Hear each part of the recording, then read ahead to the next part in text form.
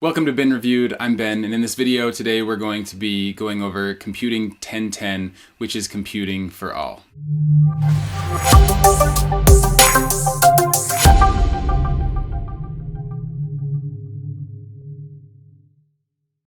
Computing 1010 is part one of a two-part course, the second part being Computing 1020, which I'm currently in right now.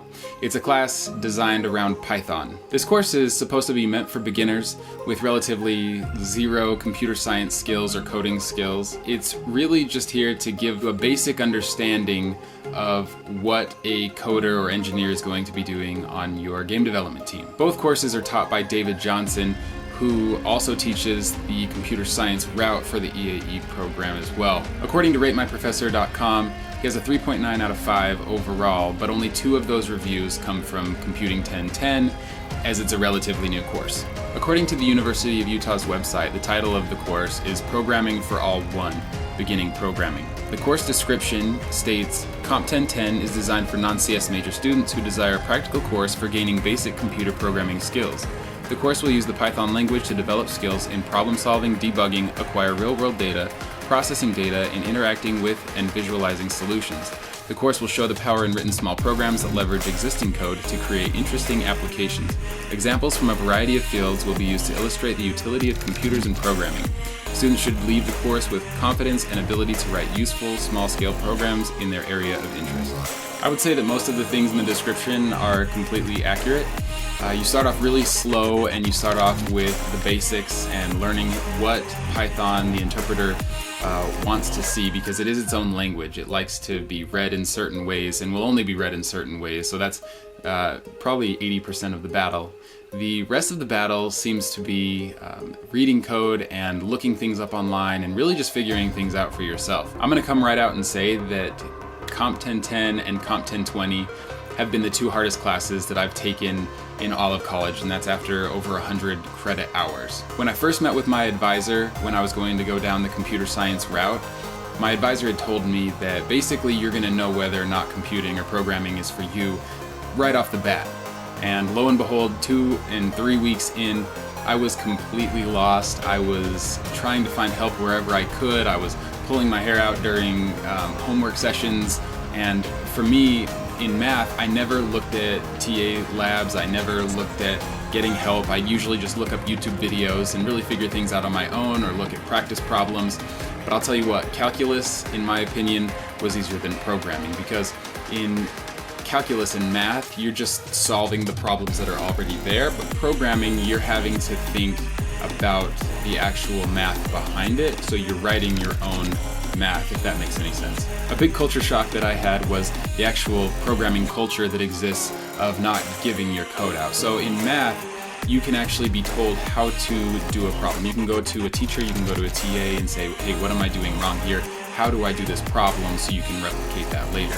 In programming, the teacher and the TAs will kind of just give you roundabout hints and kind of say, well, I think over here you might be doing something wrong, but they won't flat out tell you what you're doing wrong. And to me, that's the hardest part of programming, is not being able to be told what you're doing wrong. I would even go onto websites that supposedly offer help, and when I would ask for help, a lot of people would just say, oh, it's your homework, we can't help you with your homework. And that was even more frustrating, because I'm just trying to get help and understand what I'm doing wrong, but to them it's completely cheating, just like plagiarism is in writing. I think the biggest reason for this is there are multiple ways to get from point A to point B, and so essentially by someone telling you to do it one way, they are giving you all the answers. They're giving you the code, the cheat codes. But let's get on to what the actual class is like.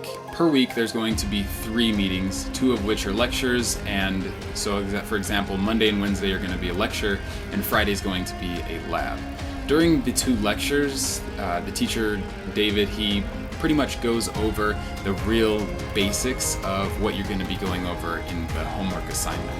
When I say that they are the basics, they are the absolute basics. And this is a big gripe that I did have with the class, was the homework assignments seemed like they were 10 to 20 times harder than what the basics that he was teaching was like. And so the basics were just like, this is kind of what you're gonna use later in the homework, and then you open the homework and you're like, I don't understand how this even relates, which is frustrating in itself. But that's where the labs come in. So the labs are gonna be the second most important part of this class in getting a good grade and understanding what you're doing. The lectures will give you the absolute basics, and then the labs you go in, and then the TAs who teach the class go over the basics and then relate it to the homework assignment to kind of give you a start and an understanding to what you're going to be going through for the homework. In my own experience, I would go to the labs and I would do the labs and understand them to the best of my ability. And if I didn't quite understand it by the end, I'd just pull one of the TAs over and just ask for them to kind of explain it a little better. And when I would be done, I would take a picture of the worksheet that they would have you fill out. It was just a worksheet of about 5 questions about what you're doing in the lab, and then you turn that in. I would take a picture of that on my cell phone, and then I would keep the Python file open and save it so that when I was doing my homework, I could relate it to the homework and kind of reference it. So during the semester, we had 2 practicals, a midterm, and a final, and they kind of just alternated throughout the semester and were spread out pretty evenly. Practicals were held during lab sessions, and essentially they were just a bunch of questions or tasks that you needed to perform in Python itself. The nice thing about this is that you can run your program as many times as you need to kind of work out the bugs and see how things run, so you're not as stressed out on that. You can really take your time and write out your code, run it, see what's going on, check your math, double check what's going on, and you kind of have an idea of where you end during that practical. The midterm and final were held during the normal lecture hours, and they're pretty much just pen and paper tests. That included multiple choice answers, matching definitions, there was a little bit of code writing, and really the midterm and final were just basic questions, kind of like what the lecture material really was. So the homework, in my opinion, is 10 times harder than even the midterm and final. So if you can do well on those homework assignments and really study and understand how you got to your answers when you're done with it, you'll be completely fine. The homework, like I said, is the most difficult part of the class. The TA and help hours are going to be your best friend during these times. Homework assignments were typically due once a week, and every now and then he'd push back the date like a day or two if everybody was having problems.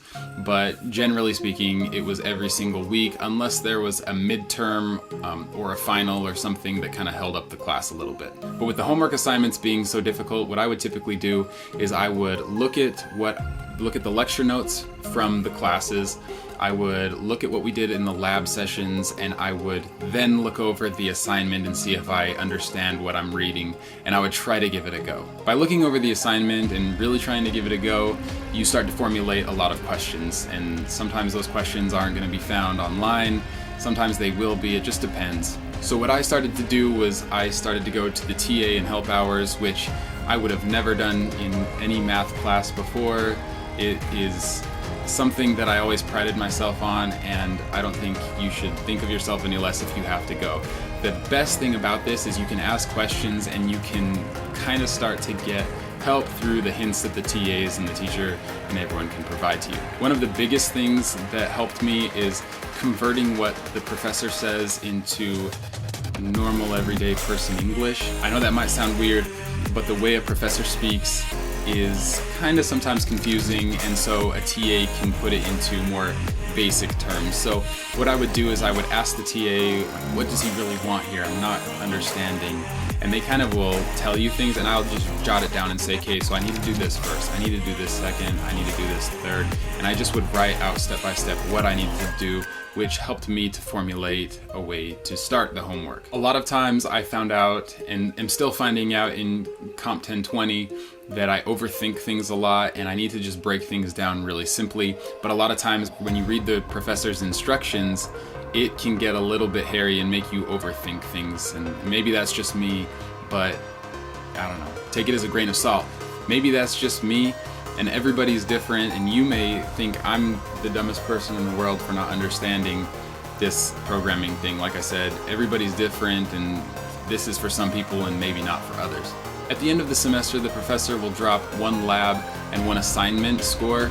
So if there is some assignment that you just have no idea how to get through, for the most part you'll be okay, but you have to realize that you only have that one, and it probably is going to carry over later down the road. If you don't understand that, you might not understand something else, because everything does kind of build upon each other for the most part. There are a couple assignments at the end of the semester that you're forced to be in a group with another person in the class. A couple other times during the semester, the professor will offer you to optionally group up with somebody, which in my opinion is probably the best thing that I did during this class. I ended up befriending another student in the class, and that was probably the most beneficial thing that I did, just because at that point when you start to get to know somebody and you're taking the same class, it's a lot easier to ask them for help and questions, and a lot of times they're a lot more willing to help you out and really guide you and give you more time than even the TAs will. The TAs are great, but it's a lot easier to just text someone and say, hey, here's a line of code, do you see anything that I might be doing wrong with it? And still moving into Computing 1020,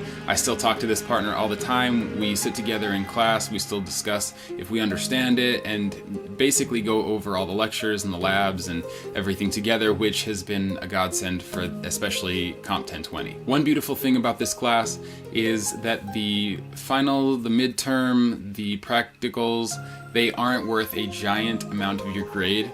The bulk of your grade is dictated by your homework assignments, which is, I believe, about 50% of your grade, while I believe the labs are about 5%. The reason I bring this up is because even if you have this terrible fear of taking tests, or practicals, midterms, anything like that, even if you can pull off a C, or even if you had a D, it's not going to destroy your grade.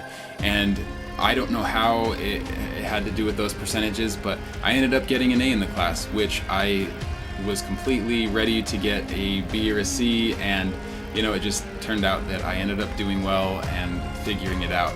I didn't feel confident like I did in most of my other classes in getting a good grade, but because of the way that the class is structured, it really does kind of benefit you and favor you in a big way when it comes to tests. I've already gone over most of the major tips throughout this video, but I'm just going to restate that you need to go to all your classes, you need to go to all the TA hours, and you need to go to meet some friends, because this class is one of 4 pre-major requirements that you have to do before you can even get accepted into the EAE program. Those classes being EAE 1010, EAE 1050, Comp 1010, and Comp 1020.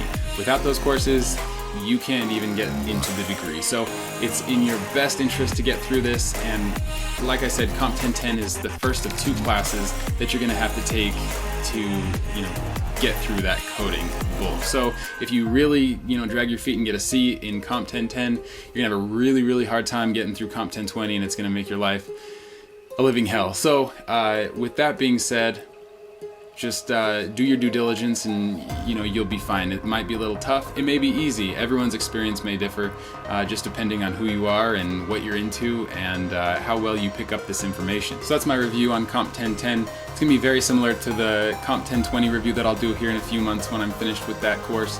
I will say Comp 1020 is a little bit harder, but as a full-on review, Comp 1020 will be a little bit more in-depth for the entire course as a whole. So watch out for that, and until next time, this has been Ben Reviewed. I'm Ben. We'll see you next time, guys.